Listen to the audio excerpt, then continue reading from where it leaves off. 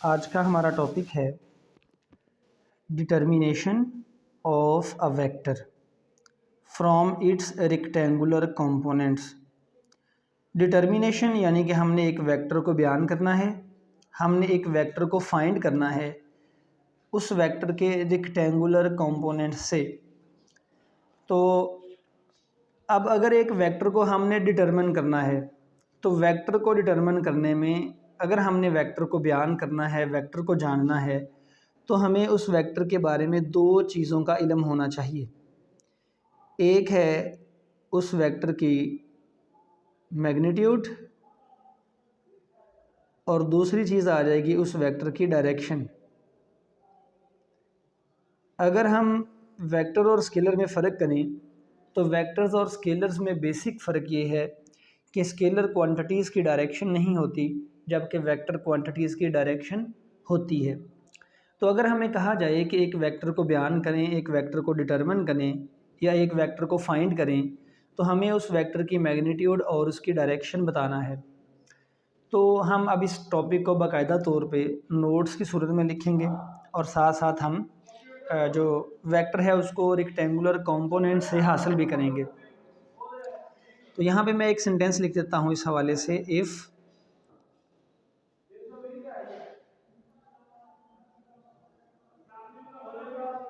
The rectangular components of a vector are given, अगर एक vector के रेक्टेंगुलर कंपोनेंट्स गिवन हों फिर क्या होगा, we can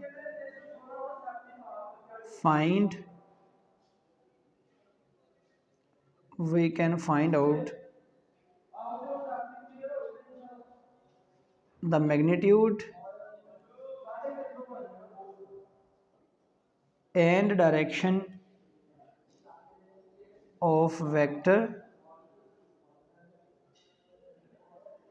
using Pythagorean theorem.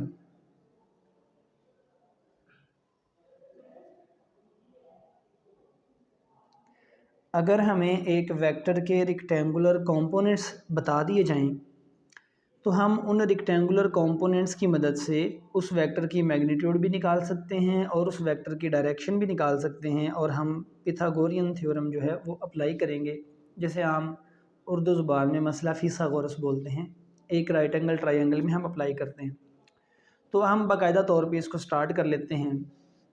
ये हमारा नोट्स की सूरत में शुरू हो गया लेक्चर। अब हम लेट कर लेते हैं। Late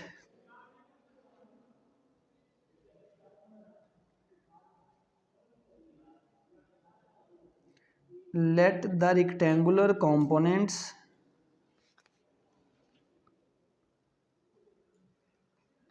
axi hat and ayj hat of a vector a, एक वेक्टर ए है उसके rectangular components A X I hat और ए वाई जे हैट हैं, of vector A are given as shown in figure. फ़र्ज़ किया कि हमें एक वेक्टर ए के रेक्टेंगुलर कंपोनेंट्स गिवन हैं और हमने उनको डायग्राम में शो करना है, तो हम एक फ़िगर बना लेते हैं। ये रेक्टेंगुलर कोऑर्डिनेट सिस्टम है, इसमें ये वाली साइड हम एक्स एक्सिस और ये लाइन हम बोलते हैं वाई एक्सिस। यहाँ पे ये ओरिजिन है और फ़र्ज़ किया कि हमें यहाँ पे वेक्टर के दो कंपोनेंट्स गिवन हैं। एक कंपोनेंट जो है वो ए एक्स आई हैट है, मतलब अलोंग एक्स एक्सिस। सपोज यहाँ तक वो कंपोनेंट है, तो ये आ गया ए एक्स आई हैट इस पॉइंट तक, और इस पॉइंट को हम नाम दे लेते हैं एम का। और एक कंपोनेंट अलोंग वाई एक्सिस है यहाँ तक, इसको हमने नाम दिया ए वाई जे हैट, यानी Y component along Y axis. I hat बताता है अलोंग एक्स एक्सिस कंपोनेंट है। इस पॉइंट को जहाँ तक ये वेक्टर है हमने एन का नाम दिया। अब ये दो कंपोनेंट्स बता दिए गए, हमने इनसे वेक्टर फाइंड करना है। सो हम क्या करेंगे, ये जो दो वेक्टर के कंपोनेंट्स हैं ये भी वेक्टर्स हैं, तो हम इनको हेड टू टेल रूल के मुताबिक ऐड कर देंगे by adding A X I hat and A Y J hat by head to tail rule. अगर हम हेड टू टेल रूल से इनको जमा करें तो क्या होगा कि ये जो ए वाई जे हैट है, हम इसको ए एक्स आई हैट में जमा करते हैं, तो हम यहाँ से ए वाई जे हैट को उठाएंगे और इसको यहाँ ड्रॉ करेंगे इस तरह से कि ए एक्स आई के हेड के साथ ए वाई जे हैट की टेल मिलती है, और जैसे वो वेक्टर है हम उसी तरह उसको ड्रॉ कर लेंगे। ये हमने ए वाई जे हैट यहाँ ड्रॉ कर लिया। आपने हेड टू टेल रूल पढ़ा था, हमने डिटेल में डिस्कस किया था कि अगर एक वेक्टर के हेड के साथ दूसरे की टेल मिला के ड्रॉ करें, फिर पहले वेक्टर की टेल को ए एक्स आई हैट की यहाँ टेल थी, दूसरे वेक्टर के हेड के साथ मिला दें, तो ये जो नया वेक्टर हासिल होगा पहले की टेल से दूसरे के हेड तक, वो इन दोनों के सम को रिप्रेजेंट करेगा। फ़र्ज़ करते हैं कि इन दोनों को जमा करने से जो नया वेक्टर आता है उसको नाम दिया ए वेक्टर का। तो मैं लिखूँगा by head to tail rule A X I hat plus A Y J hat, इन दोनों वेक्टर्स को जो कि ए के कंपोनेंट्स हैं इनको जमा किया तो आंसर आ गया वेक्टर ए। ये हमने एक वेक्टर निकाल लिया हेड टू टेल रूल से।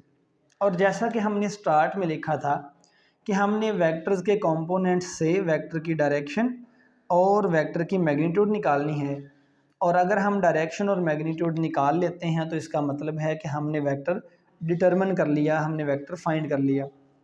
तो अब हम इस वेक्टर को यहाँ पे डिटरमिन करेंगे, हम इस ट्राइंगल को सॉल्व करेंगे जो हमारे पास यहाँ बनी हुई है, ये राइट एंगल ट्राइंगल। यहाँ पे एंगल 90 है क्योंकि ए एक्स आई हैट और ए वाई जे हैट एक दूसरे के परपेंडिकुलर थे। ओके, अब मैं यहाँ पे नेक्स्ट पेज पे इसको स्टार्ट करता हूँ, लिखता हूँ। अब दोबारा से हमें पिछले पेज पे जाना पड़ेगा ताकि हम ट्राइंगल को सॉल्व कर सकें। अब मैं लिखूँगा from right angle triangle O M P. ये जो ट्राइंगल थी इसमें ये वाला पॉइंट ओ है, ये एम है, और यहाँ हमने पी पॉइंट लगा दिया। ये right angle triangle O M P है। आप इस वीडियो को यहाँ से देख लीजिएगा, मैं अगले पेज पे अब डायरेक्ट स्टार्ट करने लगा हूँ। ये ओ से एम तक ये बेस है, एम पी जो है ये परपेंडिकुलर है, और ओ पी जो है ये हाइपोटेनियस है। तो हम पिथागोरियन थ्योरम के मुताबिक लिखेंगे from triangle O M P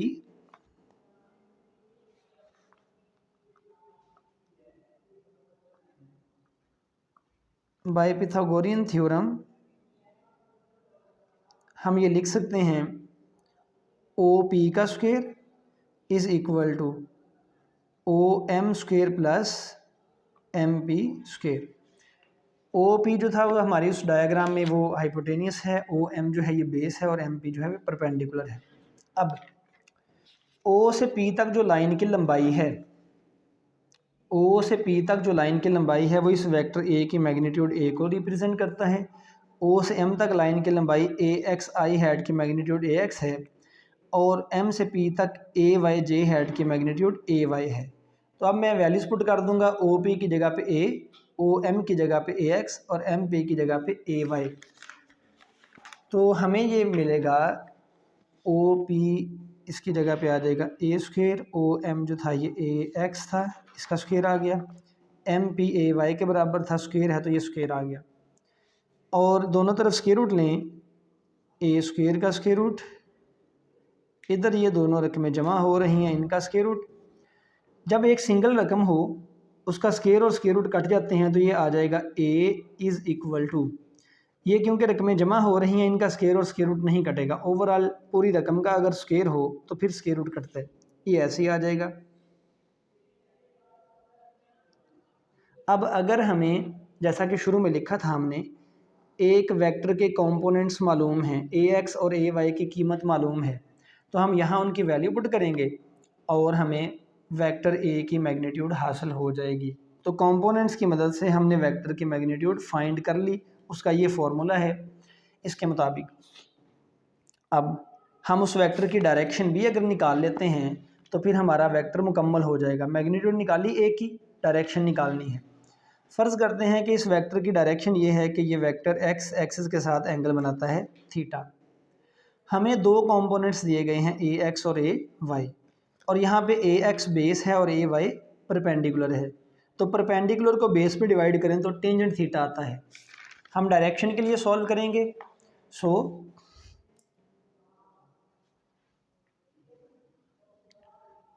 for direction मालूम करने के लिए मैं लिखूँगा from triangle O M P, जैसा कि मैंने अभी बता दिया कि टेंजेंट थीटा होगा M P over O M, यानी perpendicular over base. Perpendicular A Y है, बेस ए एक्स है, और ये आ गया टेन थीटा। क्योंकि हमें A X A Y components given थे, हमने इससे डायरेक्शन निकालनी थी, इसलिए टेन थीटा लिखा। साइन और कॉज इसलिए नहीं लिखा कि हमने वेक्टर ए की मैग्नीट्यूड का इस्तेमाल नहीं करना, बल्कि कंपोनेंट से डायरेक्शन निकालनी है डायरेक्ट। ओके, यहाँ से थीटा निकल आएगा, theta is equal to tan inverse A Y over A X. और हमने ये जिक्र किया था शुरू में जब रेक्टेंगुलर कोऑर्डिनेट सिस्टम को डिस्कस किया था कि किसी रेक्टेंगुलर कोऑर्डिनेट सिस्टम में वेक्टर की डायरेक्शन एक्स एक्सिस के साथ बनने वाले एंगल थीटा से मालूम की जाती है। तो अब अगर हमें वेक्टर के कंपोनेंट्स मालूम हों ए एक्स ए वाई, तो ये वाला फार्मूला इस्तेमाल करके हम डायरेक्शन निकालेंगे डायरेक्ट, और इस फार्मूला के मुताबिक मैग्नीट्यूड निकालेंगे। तो जब मैग्नीट्यूड निकल आई, डायरेक्शन निकल आई, तो हमने वेक्टर को डिटरमिन कर लिया। तो ये हमारा आज का टॉपिक था। कल हम पढ़ेंगे rectangular vector addition by rectangular components, जो कि बहुत इंपॉर्टेंट क्वेश्चन है।